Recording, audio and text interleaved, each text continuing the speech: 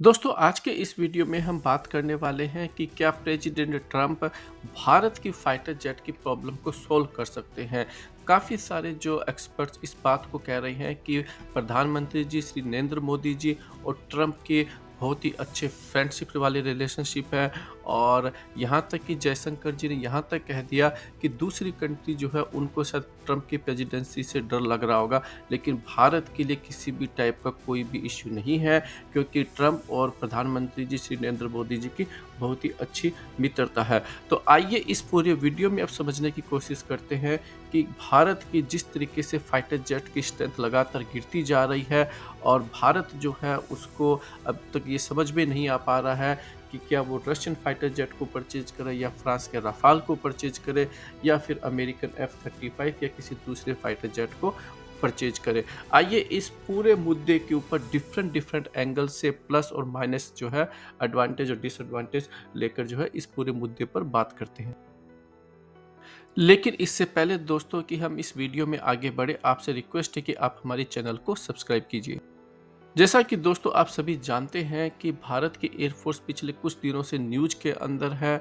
और जब जब से नए एयर चीफ आए हैं उन्होंने भारत की लगातार गिरती हुई स्क्वाड्रन स्ट्रेंथ के ऊपर जो है क्वेश्चन अराइज कर दिया है।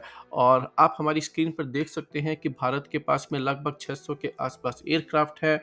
और ये सारे जो एयरक्राफ्ट है दोस्तों फोर्थ जनरेशन या फोर्थ जनरेशन से नीचे के एयरक्राफ्ट है। इसमें से जो आप कुछ एयरक्राफ्ट देख रहे हैं जैसे कि मिग-21 जगुआर, ये दोस्तों बहुत ही पुराने एयरक्राफ्ट हो चुके हैं। इनफैक्ट ये अभी तक रिटायर हो जाने चाहिए थे, लेकिन फिर भी हम इन्हें उड़ाए जा रहे हैं। और अब सरकार ये कहती है कि मिग-21 को हम बेसिकली 2025 के अंदर उनको हर हालत के अंदर रिटायर करना पड़ेगा और जो जगुआर है वो 2030 से रिटायर होना स्टार्ट हो जाएंगे। इसके अलावा अगर आप देखते हैं दोस्तों तो भारत के पास में जो सबसे ज़्यादा एयरक्राफ्ट है वो Su-30M के, ये 259 की संख्या में है। ये भारत के में 2000 के आसपास जो है इंडक्ट करना स्टार्ट हुए थे, लेकिन अब ये जो 2000 के अंदर जो एयरक्राफ्ट इंडक्ट होना स्टार्ट हुए थे, ये 2035 से रिटायर होना स्टार्ट हो जाएंगे। इसी तरीके से हमारे जो मिराज 2000 और मिग-29 है ये भी 2030 से रिटायर होना स्टार्ट हो जाएंगे। और साथ में दोस्तों आपको एक बात और नहीं भूलनी चाहिए कि किसी भी समय पर भारत के पास में लगभग इन एयरक्राफ्ट में से 60 से 70% जो एयरक्राफ्ट है वो ही बेसिकली एक्टिव होते हैं, बाकी जो है मेंटेनेंस के अंदर और रिपेयर के अंदर होते हैं। तो आप समझ सकते हैं कि भारत के पास में अगर कोई वॉर हो जाए तो कितने एयरक्राफ्ट जो है एक्टिवली अवेलेबल होंगे। मैं ये कह सकता हूँ कि प्रोबेबली जो है देखते हुए लगता है कि 400 से भी कम की संख्या में भारत के पास ये एयरक्राफ्ट मौजूद होंगे। साथ में दोस्तों इन 600 की संख्या के अंदर हमने 2 ट्रेनर एयरक्राफ्ट भी जो है इंक्लूड कर रखे हैं, तो ओवरऑल जो नंबर है वो काफ़ी कम है।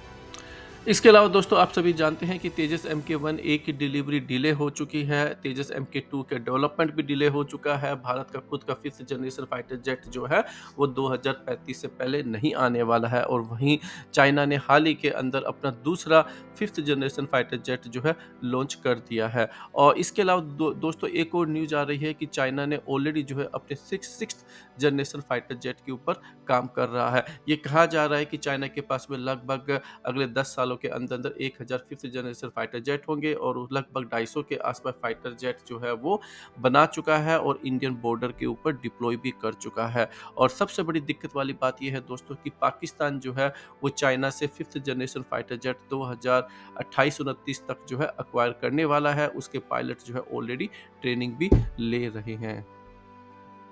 जैसा कि हम जानते हैं कि भारत राफाल के एडिशनल ऑर्डर नहीं दे पाया है और नहीं देने वाला है, क्योंकि राफाल के फाइटर जेट बहुत ही एक्सपेंसिव है।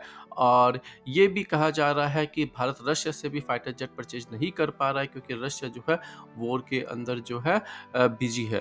और इसलिए अब भारत के पास में अमेरिका से फाइटर जेट परचेज करने के अलावा कोई दूसरा ऑप्शन नज़र नहीं आ रहा है, क्योंकि अगर भारत रशिया से अगर फाइटर जेट परचेज करता है तो अमेरिका जो है उसके ऊपर सैंक्शंस लगा देगा।